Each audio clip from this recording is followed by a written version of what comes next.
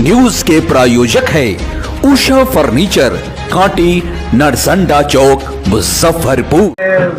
आज फणेश्वरनाथ रेणु यानी सोने का कलम वाला हीरामन की जयंती है और ऐसे जयंती के अवसर पर हम विद्वानों का स्वागत करते हैं और उनके जयंती मनाने के क्रम में उन्हें शत शत नमन करते हैं। फणेश्वरनाथ रेणु आंचलिक भाषा के एक बेजोड़ उपन्यासकार थे। प्रेमचंद के बाद लोगों का कहना है कि प्रेमचंद के बाद फणेश्वरनाथ रेणु का नाम आता है, लेकिन मेरा मानना है कि फणेश्वरनाथ रेणु ने कम रचनाएं की, लेकिन उनकी रचनाएं आंचलिकता से ओतप्रोत है। उसमें आप जानेंगे उनने जिन आंचलिक शब्दों का प्रयोग किया है, लाल तेज, उज्जर धप-धप, चोंच वाली अंगियाँ, ऐसे शब्दों का जिसका प्रयोग बहुत कम होता है, तो आंचलिक भाषाओं का प्रयोग किया, आंचलिक शब्दों को दिया और हिंदी साहित्य को समृद्ध किया।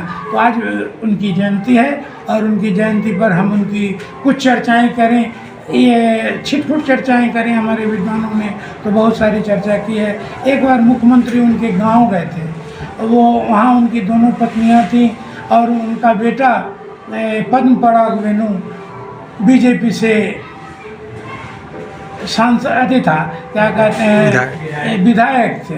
तो विधायक वहाँ गए, उन्होंने दोनों माताओं का पैर छू के प्रणाम किया, लतिका जी को भी और पद्मा जी को, दोनों ने माथ चूम के आशीर्वाद दिया था और अपने भाषण में कहा था कि आज भी यहाँ की धरती पड़ती है और आंचल मैला।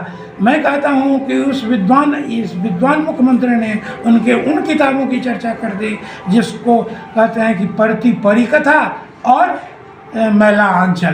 तो उनके नाम से वहाँ एक स्कूल भी खुला, हाई स्कूल खुला है जो चलता है। एक और कोई बड़ी संस्था है जिसमें लैपटॉप ये वगैरह वगैरह अभी नहीं आ पाया, ये उसका ठीक ढंग से संचालन, लेकिन और भी जो उनने अपना ज़मीन दिया था और सरकार ने उसमें निर्माण कराया।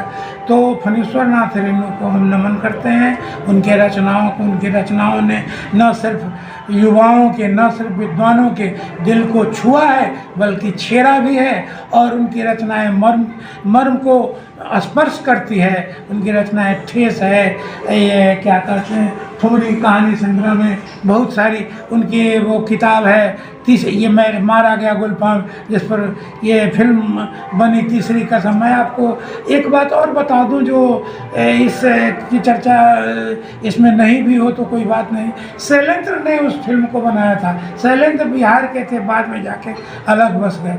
उस फिल्म को बनाने में शैलेंद्र भिखार हो गए, लेकिन उनके मरने के बाद वो फिल्म जो चली तो मालो माल हो गई, लेकिन शैलेंद्र उस समय उस कमाई को देखने के लिए नहीं थे और वो उसके निर्माता निर्देशक। शैलेंद्र तो एक गीतकार थे, लेकिन उनने उस गीत को बनाया था।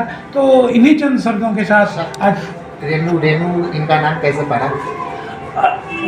बचपन जब ये पैदा हुए थे तो उस समय इनका परिवार ऋणग्रस्त था, तो दादी ने कहा कि ये आ गया है रेणुआ, तो वही रेणुआ बाद में चल के इनका उपनाम रेणु पड़ा और पद्म पराग वेणु बेटे ने रख लिया। इनका नाम फणेश्वरनाथ रेणु था, एगो का नाम दक्षिणेश राय है, सबका नाम अपने अपने ढंग का अलग है। अभी के समय के युवा पीढ़ी जो इसे भूल रहे हैं, कैसे देख रहे हैं? मुख्यमंत्री नीतीश कुमार भी उनके नाम से जो है विद्यालय खुलवाए थे, इसको लेकर क्या कैसे देख रहे हैं इसे? देखिए, विद्वान आज भी, तब भी वो, मैं चाहता हूँ कि विद्वता किसानों से जुड़े, उनका यही संदेश था। वो जो लिखते थे उसमें किसानों ने, एक जगह उनसे एक व्यक्ति मिलने गया तो उससे उन्होंने कहा कि 1 बीघा अगर धान का फसल अच्छा हो जाए तो 5 कहानियाँ और 5 लेख लिखने से कहीं ज़्यादा